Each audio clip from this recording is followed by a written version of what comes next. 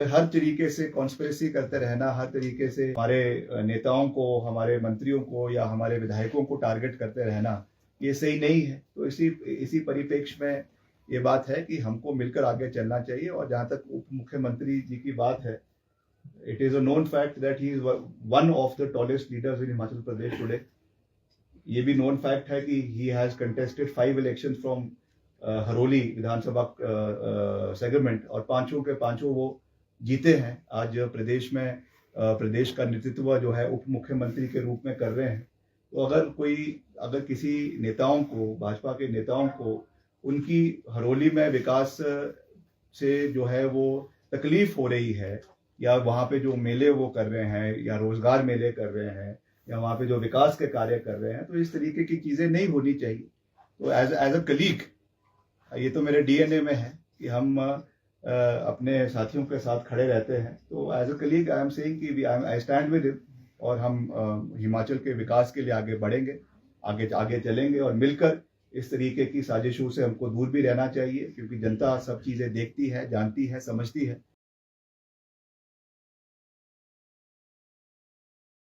हम ये प्रयास कर रहे हैं कि प्रदेश में जो हमारा सड़कों का नेटवर्क है, सड़कों का जाल है, उसे लगातार मजबूत किया जाए।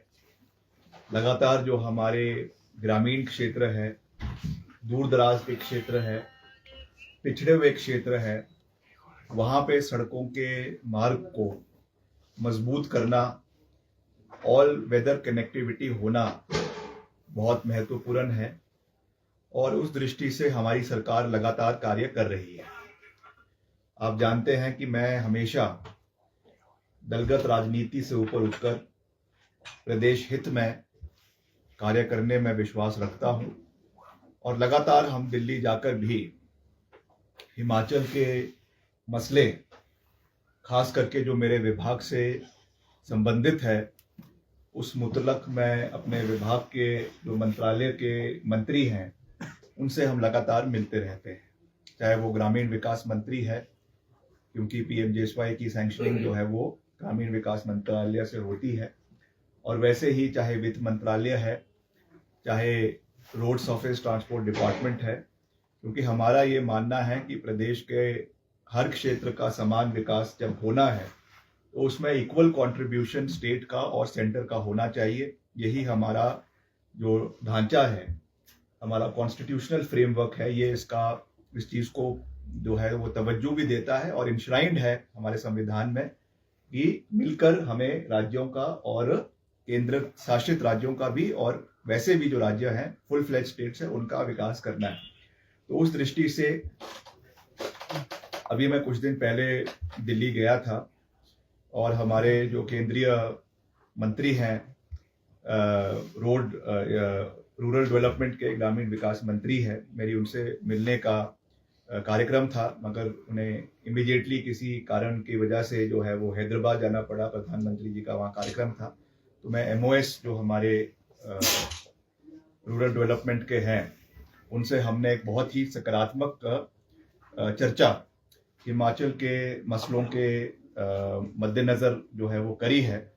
और आप जानते हैं कि प्रदेश में पीएमजेएसवाई का 3 जो अभी हमारा चला हुआ है, जो अभी ऑलरेडी ऑनगोइंग है, इसमें हमारे जो है करीबन 3123 किलोमीटर, और 43 अभी हमको हाल ही में करीबन 1-1.5 महीने पहले 43 ब्रिजेस की हमें स्वीकृति प्राप्त हुई है, जिसको मैंने प्राथमिकता पे पूर्व में उठाया था। जिसमें हमारे बहुत से क्षतिग्रस्त इलाकों के ब्रिजेस हैं, बंजार के ब्रिजेस है, आपके जो है पंडो का मंडी में ब्रिज है, आपके कांगड़ा के है, हमीरपुर के है, उसकी हमें सैंक्शनिंग प्राप्त हुई है। तो टोटल जो हमारे ये कार्य चल रहे हैं, जो करीबन 3,345 करोड़ के हैं पीएमजेएसवाई 3 के, इसकी भी मैंने पूरी अपडेट उनको दिया है दिल्ली में कि किस तरीके से हम इसको एक समय के आधारित 18 महीने का इसमें टाइम फ्रेम है, उस 18 महीने में हम इसको करने का पूरा प्रयास कर रहे हैं। लगातार मैं अपने अधिकारियों के साथ भी इसमें बैठक कर रहा हूं, और हमने एक अलग से जो हमारा पीएमजेएसवाई का सेल है लोक निर्माण विभाग में, उनके साथ भी मैं लगातार इसमें बैठक करता रहता हूं। हमारे सेक्रेटरी है वो भी इसमें इसकी पूरी मॉनिटरिंग कर रहे हैं ताकि समय के ऊपर ये कार्य पूरे हो। और अभी हमारा जो विंडो है अभी हमको बीच में मिली है, क्योंकि अभी सर्दियां खत्म हुई है, आगे मानसून शुरू हो जाएगी, तो this is the right time कि हर इलाके में हमारा जो टायरिंग का कार्य है, क्योंकि इसमें कटिंग अधिकतर जगहों में हो गई है, अब टायरिंग का कार्य पूरे प्रदेश के अंदर चला हुआ है। और हमारा अनुमानित है कि इस वर्ष के अंत तक, इस वर्ष के सितंबर या अक्टूबर तक हम पीएमजीएसवाई 3 की जो हमारा कार्य है उनको हम प्रदेश के अंदर कंप्लीट कर देंगे। ये हमारे लिए बहुत बड़ी उपलब्धि होगी, जिसमें हमारा अभी तक 802 करोड़ का खर्चा हमारा पूरा हो चुका है, 802 करोड़ का। और इस साल जो हमारा 24-25 साल है, 24-25 वित्तीय वर्ष है, इसमें हम 905 करोड़ रुपए का जो है के अगेंस्ट 650 करोड़ का जो है वो खर्चा पूरा जो है वो करेंगे। Performance regarding better expenditure of 905 crore का हम जो है एलोकेशन के अगेंस्ट 650 करोड़ की हम खर्चा इस बारी पूरा करेंगे। तो मैं ये बात इसलिए आपके माध्यम से प्रदेश की जनता को बता रहा हूं क्योंकि हिमाचल प्रदेश एक पहाड़ी राज्य है और प्रदेश में जो 99% जो ट्रांसपोर्टेशन है वो हमारा सड़कों के माध्यम से ही होकर गुजरता है। और उस दृष्टि से ये बहुत महत्वपूर्ण है कि हम अपनी सड़कों के जाल को बेहतर करें। और अब इसमें जो अगला हमारा पीएमजीएसवाई 4 जो होने जा रहा है, उस मुद्दे पर भी मैं केंद्रीय मंत्री से मिला हूं और आपको मैं बारी बारी इसके बारे में हमने जानकारी दी है, विधानसभा में भी दी है। और आज फिर से मैं इस बात को रिइटरेट कर रहा हूं कि बहुत जल्दी मुझे केंद्रीय मंत्री ने इसके बारे में जो है वो पूर्ण रूप से आश्वासन दिया है कि अगले कुछ ही दिनों के अंदर पीएमजीएसवाई 4 में हमको जो है करीबन आपके 1400 किलोमीटर, राउंड फिगर है क्योंकि ऊपर नीचे भी हो सकता है, मगर करीबन 1400 किलोमीटर की स्वीकृति हमें अगले कुछ दिन के अंदर प्रदेश के अंदर मिलने जा रही है। इसमें हमारी कुल मिलाकर जो हमने यहाँ से हैबिटेशंस भेजी है वो 1560 है।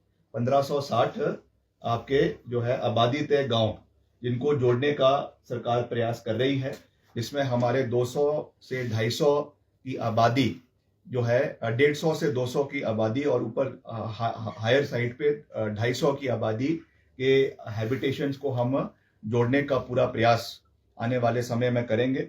इसमें कुछ ऑब्जेक्शंस भी उन्होंने लगाई थी, कुछ जो इसमें करीबन 247 हैबिटेशंस है जो जिसमें उन्होंने कुछ ऑब्जेक्शंस लगाई है।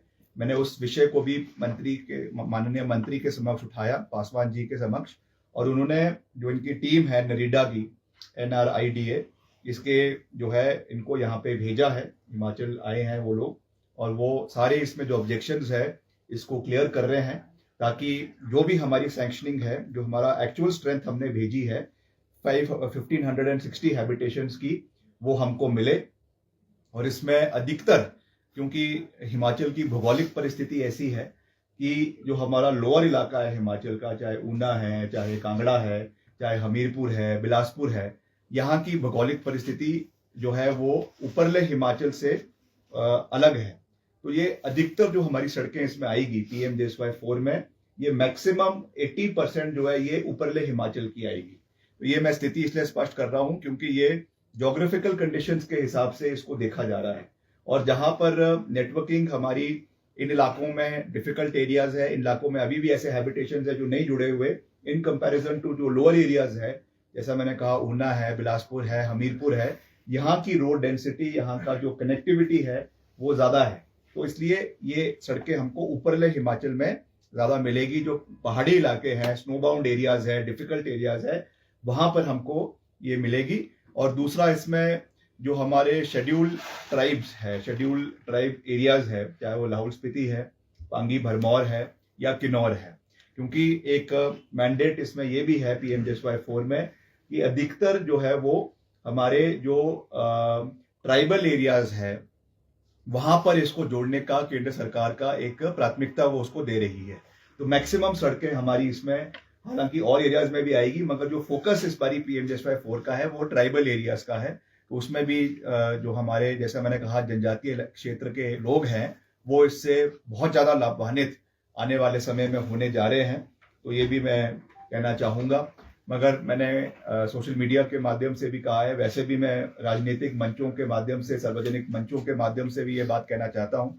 और आज फिर से विनम्रता से प्रदेश की जनता से ये अपील करना चाहता हूँ कि ये सड़कें तभी बन पाएगी अगर खुले मन से प्रदेश की जनता उसके लिए समर्थन करेगी। हमने पूरा रोड मैप बना दिया है। जैसा मैंने कहा कि हमारे करीबन 1400 किलोमीटर सड़कों हमको मिलने अनुमानित है, जिसकी सारी प्रक्रियाएं ऑलमोस्ट पूरी हो चुकी है और कुछ ही दिन में हमको ये स्वीकृति मिल जाएगी। मगर इसमें सबसे बड़ी कंडीशन है अवेलेबिलिटी ऑफ लैंड। तो ये मेरा निवेदन है प्रदेश की जनता से कि आपको इसमें बड़ा दिल दिखाना पड़ेगा और जहां जहां पर भी इसमें निजी भूमि आ रही है उसकी पूरी हम रिपोर्ट अपने विभाग के माध्यम से मंगा रहे हैं। जो भी इसमें लोग हैं जिनकी जमीनें इसमें आ रही है उनको विभाग के नाम जो है वो गिफ्ट डीड करना पड़ेगा, क्योंकि मैं पहले ही सार्वजनिक मंच से भी कह चुका हूं, विधानसभा में भी इस बात को मैं बड़े क्लियरली कह चुका हूं कि 1 इंच नई सड़क पीडब्ल्यूडी नहीं बनाएगी जब तक सारी की सारी जमीन पीडब्ल्यूडी के नाम पर नहीं हो जाती। क्योंकि ये सरकारें तो कंटिन्यूटी में चलती है, आज है, आज दूसरी है, आज कोई है, कल दूसरी है। तो मगर लाइबिलिटीज जो है, जो एसेट्स है, लाइबिलिटीज है, वो तो कांस्टेंट चलती रहती है। तो ये हमने सीखा है पूर्व की सरकारों की, आप कमियां कह लो, या उस समय इस चीज पे इतना फोकस नहीं दिया गया, उस समय जो है वो गिफ्ट डीड्स नहीं दी गई। और आज उसका भुगतान हमको लगातार, जब भी मैं ऑफिस आता हूं, जब भी हम अधिकारियों से बैठक करते हैं, तो इसका करीबन हमारी 1200 करोड़ की लाइबिलिटीज केवल आपकी जो है वो लैंड एक्विजिशन की बन चुकी है, जिसमें से बहुत से लोग, आज से कई ऐसे केसेस हैं जो 2000 के हैं, 1990s के दशक के हैं, या आपके अर्ली 2000 के हैं, जिसमें लोग अब जो है वो कोर्ट जाना शुरू कर रहे हैं। हो सकता है कि उनके परिवार में किसी ने लिया हो, अब उनकी मृत्यु हो गई, आगे उनके जो लीगल एयर है वो उसका जो है मुआवजा वो जो है कोर्ट से मांग रहे हैं। कई उसमें कोर्ट ने ऑर्डर भी कर दिए हैं। हमने हालांकि उसको एसएलपी के माध्यम से सुप्रीम कोर्ट में उसको चैलेंज किया है, मगर फिर भी हम नहीं चाहते कि भविष्य में इस तरीके की लाइबिलिटीज क्रिएट हो। इसलिए मेरा ये प्रदेश का लोक निर्माण मंत्री होने के नाते मेरा निवेदन है, विनम्र निवेदन है प्रदेश की जनता से कि जो भी इसमें, जिसकी भी इसमें जमीनें आ रही हैं, थोड़ी है, चाहे 1 बीसवा है, 2 बीसवा है, 3 बीसवा है, वो जो है वो डिपार्टमेंट के नाम करने की जो है वो करे। और हम उनको ऑनर भी करेंगे आने वाले समय में, जो वॉलंटरीली इस चीज को करेंगे निश्चित तौर से उनको याद रखा जाएगा। हम कोशिश करेंगे, जहाँ पे बहुत बड़े स्तर पे ये किया गया है, कुछ ना कुछ हम एक मैकेनिज्म बनाएंगे जिससे उन लोगों को, उस क्षेत्र के लोगों को भी ऑनर किया जाएगा, ताकि याद रखा जाए कि उस क्षेत्र के विकास में उन लोगों का भी योगदान है। तो उसका हम एक मैकेनिज्म बनाएंगे, मगर हम नहीं चाहते कि इसकी वजह से कोई अटकलें बने। इसलिए ये मेरा विनम्र निवेदन है कि इसको हमें आगे लेकर जाना है। तो मैं यही आज कहना चाहता हूं कि जब भी हम चाहते हैं, जैसे मैं हमेशा हम प्रयास करते हैं कि समय समय पर दिल्ली जाए, समय समय पर हिमाचल के मसलों को वहां पर उठाए। और जैसा मैंने आपको कहा कि ये हमारे लिए एक बहुत बड़ी अचीवमेंट इस वित्तीय वर्ष में होने जा रही है। और मैं फिर से ऑन रिकॉर्ड कह रहा हूं कि मुझे खुशी है कि मेरे 2 साल के कार्यकाल में, पर्टिकुलरली एज पीडब्ल्यूडी मिनिस्टर, मेरे जो है मेरे डिपार्टमेंट में हम केंद्र से करीबन 5000 करोड़ रुपए हिमाचल में लाने में सफल हुए। चाहे वो PMJSY 3 का है, चाहे वो CRF का है, चाहे वो और हम स्कीम्स में लेकर आए हैं। तो ऑन रिकॉर्ड ये बात मैं कह रहा हूं। और आने वाले समय में भी हम लगातार एक सकारात्मक राजनीति करते हुए, हम सकारात्मक रूप से आगे बढ़ते हुए हिमाचल के मसलों को प्रदेश में भी हल करेंगे। और केंद्र से भी जो सहयोग हिमाचल के लिए लाना है, उसको लाने का भी हम भरसक प्रयास आने वाले समय में करते रहेंगे। इसका मैं प्रदेश की जनता को पूर्ण रूप से विश्वास दिलाना चाहता हूँ। और सर, PWD गेस्ट हाउस में जो है पहले आओ पहले पाओ का जो आपने फैसला लिया है, किस तरह से फायदेमंद होगा? देखिए, ये भी एक बहुत महत्वपूर्ण फैसला है कि हमारा इन्वेंट्री काफी बड़ी है। प्रदेश में करीबन 2000 से 2500 कमरे हैं, इन्वेंट्री जो हमारी है ये प्रदेश में सर्किट हाउसेज है, रेस्ट हाउसेज है, पीडब्ल्यूडी के बहुत अच्छी अच्छी जगहों में है और ये प्रचलन रहा है, हर सरकार में रहा है, इसमें कोई दो राय नहीं है कि वीआईपी कल्चर एक रेस्ट हाउसेज में रहता है, चाहे वो कोई भी सरकार हो। तो हमने ये निर्णय लिया है कि हम इस वीआईपी कल्चर को खत्म करना चाहते हैं। इसलिए एक कमरे को छोड़कर, क्योंकि कभी कोई विधायक है, कोई मंत्री है या कोई अफसर भी है किसी एरिया में किसी इंस्पेक्शन पे जाना चाहते हैं, तो एक कमरे की अवेलेबिलिटी एक रेस्ट हाउस में एज ए वीआईपी बुकिंग होनी चाहिए। उसके अलावा जितने भी कमरे हैं वो सारे कमरे जो है वो आम पब्लिक के लिए, चाहे वो हिमाचल के हैं चाहे वो टूरिस्ट है, उनके लिए खोल दिए जाएंगे। पिछले कल ही मैंने सेक्रेटरी पीडब्ल्यूडी को बुलाया था और हमने उनसे इसके ऊपर चर्चा करी है और कल ही इसकी नोटिफिकेशन जो है वो निकाल दी गई है और इसको हम बेहतर करेंगे। ये मैं क्यों कह रहा हूं, क्योंकि मैं जानता हूं कि कमरा केवल एक ही अच्छा होता है, बाकी कमरों के हाल अच्छे नहीं है। तो उसके लिए भी हम पूरा प्रयास करेंगे कि जो हमारे सब कमरे हैं सबका लिविंग स्टैंडर्ड, चाहे वहाँ पे तौलिए है, चाहे वहाँ पे बेडशीट्स है, चाहे वहाँ पे प्रॉपर फर्निशिंग है, मैं ये नहीं कहूँगा कि लग्जरियस रूप से है, मगर एक बेसिक कम्युनिटीज सफाई होनी चाहिए और बेसिक कम्युनिटीज वहाँ पे लोगों को मिलनी चाहिए। गीजर जो है ठीक होना चाहिए, पानी अच्छा आना चाहिए, ताकि उसका जो वो चार्ज कर रहे हैं वो चार्ज उससे वो वाजिफ हो। तो उसके लिए मैंने पिछले कल ही, अभी भी मैंने अपनी एएमसी को बुलाया है, मैं इसके लिए जो नेसेसरी इंस्ट्रक्शंस है वो हम देंगे और ऑनलाइन तरीके से ये बुकिंग करवाई जाएगी, पारदर्शिता तरीके से होगी और first come first serve basis पे होगी। अगर किसी ने ले भी लिया, कमरा बुक हो गया, उसके बाद उन कमरों में कोई भी आए वो उसको हम कैंसिल नहीं करेंगे, उस पर प्राथमिकता जो है वो टूरिस्ट को और जो भी उसमें बुकिंग करेगा उनको दी जाएगी। मैं समझता हूँ इससे हमारा एक अच्छा इन्वेंट्री, जो जैसे मैंने कहा कि करीबन 2000 से 2500 कमरे हैं हमारे पूरे प्रदेश के अंदर, वहाँ पे लोगों को रहने की सुविधा मिलेगी और उससे हमारे डिपार्टमेंट को भी इनकम आएगी। जो हमारे रेस्ट हाउसेज है उनको चलाने का खर्चा जो अभी हम डिपार्टमेंट की ओर से दे रहे हैं वो भी सेल्फ सस्टेनिंग बन जाएंगे और वो खुद अपना खर्चा करके वहाँ पे जो भी लोग रखे हैं, चाहे मल्टीटास्क है, चौकीदार है, कुक है या और भी अगर लोग रखने पड़ेंगे तो उनका खर्चा भी उसी से निकल जाएगा। तो उससे हमारी जो रेस्ट हाउसेज है वो भी एक सेल्फ सस्टेनिंग मॉडल के ऊपर आने वाले समय में जो है वो चलेंगे।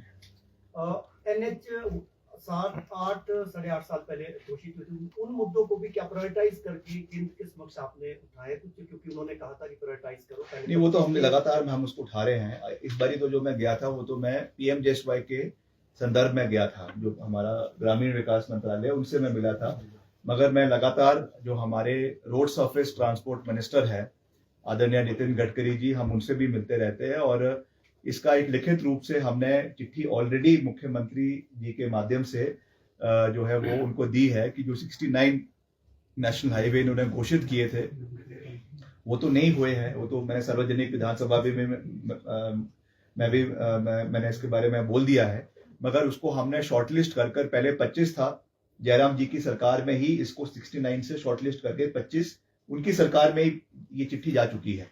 अब उसको 25 से हमने शॉर्टलिस्ट करके रियलिस्टिक फिगर 5 नेशनल हाईवे का हमने जो है वो दिल्ली भेजा है। तो अभी तक हमें उसकी इन प्रिंसिपल अप्रूवल जो है वो नहीं मिली है, तो उसको भी हम प्राथमिकता पे करने का प्रयास जो है वो करेंगे। सर, सोशल मीडिया में अच्छा, एक बात और, जो हमारा ढली से लेकर नारकंडा और नारकंडा से रामपुर, इसके लिए भी मुख्यमंत्री जी ने भी इसके लिए रुचि दिखाई है और हमने इसकी एक चिट्ठी जो है वो NHAI को भेज दी है कि इसको 4 लेन जो है वो किया जाए, क्योंकि अब ढली तक तो आपका 4 लेन हो चुका है। यहाँ से आगे इसको पहले फर्स्ट फेज में नारकंडा और फिर नारकंडा से आगे इसको हम रामपुर और फिर लॉन्ग टर्म में इसको किन्नौर तक इसको 4 लेन करने के लिए भी सरकार ने इन प्रिंसिपल अप्रूवल दे दी है। अब NHAI ने इसमें कॉल लेनी है, जब वहां से अप्रूवल आ जाएगी उसके बाद कार्य होगा, मगर इसमें हमने एक कैविएट रखा है कि इसमें जो डबल लेन होगा, एक डबल लेन तो जो एग्जिस्टिंग है वही होगा जो है, दूसरे में हम 4 लेन में कटान नहीं चाहते हैं। ये मुख्यमंत्री जी ने प्राथमिकता पे लिखा है कि हम ये नहीं चाहते कि सारा का सारा पहाड़ काट दिया जाए, हम चाहते हैं मैक्सिमम इसमें टनल्स बने, बीच बीच में इसमें जितनी भी टनल्स की संभावनाएं निकल सकती है वो निकाली जाए। जहां पर बहुत ही जरूरी है कि आपको 4 लेन करना है जिन स्ट्रेच में, वहां पे किया जा सकता है, पर मैक्सिमम इसमें हम टनल्स निकालने का प्रयास करेंगे। तो एक रास्ता आपका टनल से जाने का होगा और दूसरा जो एग्जिस्टिंग है उसको हम स्ट्रेंथन करेंगे ताकि पर्यावरण का भी कम से कम नुकसान हो।